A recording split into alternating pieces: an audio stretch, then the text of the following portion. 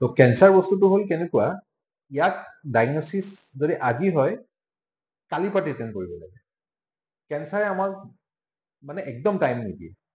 যদি আমি টাইমত ট্ৰিটমেণ্ট কৰিব নোৱাৰো কেঞ্চাৰৰ ক্ষেত্ৰত, তেনে ট্ৰিটমেণ্ট কৰা বা নকৰাটো একে কথা। আৰু এই কেতিয়াবা মানে ট্ৰিটমেণ্ট দিলেতো বহুত পৰ্যায়ত হয়। তেনেকে আমি এজন ধৰক কিবা এটা আমাৰ সৰুকে এটা গাত ফুৰা এটা ওলাইছে বা মুখৰ ভিতৰত এটা ফুৰা ওলাই গ'ল, বা ধৰক আমাৰ পায়খানাৰ পৰা কেতিয়াবা ব্লিডিং হৈ আছে, বা কেতিয়াবা গলৰ মানে বিষ হৈ আছে। চ' এনেকুৱা ধৰণৰ যেতিয়া চিমটমছ আহে, বহুত ক্ষেত্ৰত ভাবা হয় যে পায়খানাৰ পৰা যদি ব্লিডিং হৈছে পাইলছ হৈ আছে নেকি।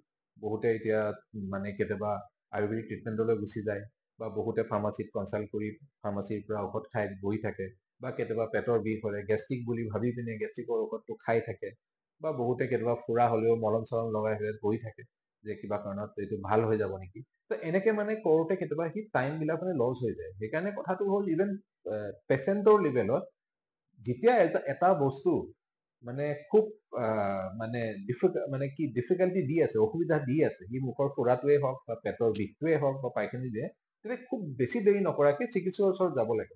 এটলিষ্ট কনফাৰ্ম কৰিব লাগে যে এইটো কিবা নৰ্মেল বেমাৰ নে এইটো কিবা কেঞ্চাৰ জাতীয় কিবা বেমাৰ হয়। কাৰণ যদি এইটো কেঞ্চাৰ জাতীয় বেমাৰ হয়, তেনে সেই ডক্টৰজনে ৰেফাৰ কৰিব পাৰিব কেঞ্চাৰ বিষয়ৰ ওচৰত, আৰু তেতিয়া ট্ৰিটমেণ্টটো ষ্টাৰ্ট হ'ব।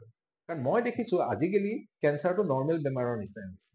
ইয়াক যদি আৰ্লি ষ্টেজত আহে, প্ৰত্যেকটা কেঞ্চাৰে মোটামুটি একেবাৰে ভালেই হৈ যায়। আমাৰ হেড এণ্ড নেকৰ কেঞ্চাৰটো ষ্টেজ 3লৈকে পেচেণ্ট ভাল হৈ যায়, একো অসুবিধা নাই। কিন্তু কথাটো হ'ল যিমান সোনকালে আহিব পাৰে, যিমান সোনকালে ট্ৰিটমেণ্ট কৰিব পৰা যায়, তেতিয়াই আপোনাৰ কেঞ্চাৰৰ মানে কি 80-90% মানে কিয়ৰ হোৱাৰ চান্সটো খুব হাই হৈ যায়। আমাৰ দেৰি যিমান হ'ব সিমানেই গৈ থাকিব লাগে। কেতিয়াবা কি হয়, আকৌ পেচেণ্টে বাৰু ঘূৰা ঘূৰি কৰি পিনে আল্টিমেটলি জাগাত আহিলে, জাগাত অহাৰ পিছতো কেতিয়াবা কি হয়, কেতিয়াবা কিবা কিবি মানে প্ৰফেচনেল হেজাৰ্ড বা যিকোনো ৰিজনৰ কাৰণেই হওক, কেতিয়াবা আমাৰ লেভেলৰ পৰাও দেৰি হৈ যায়।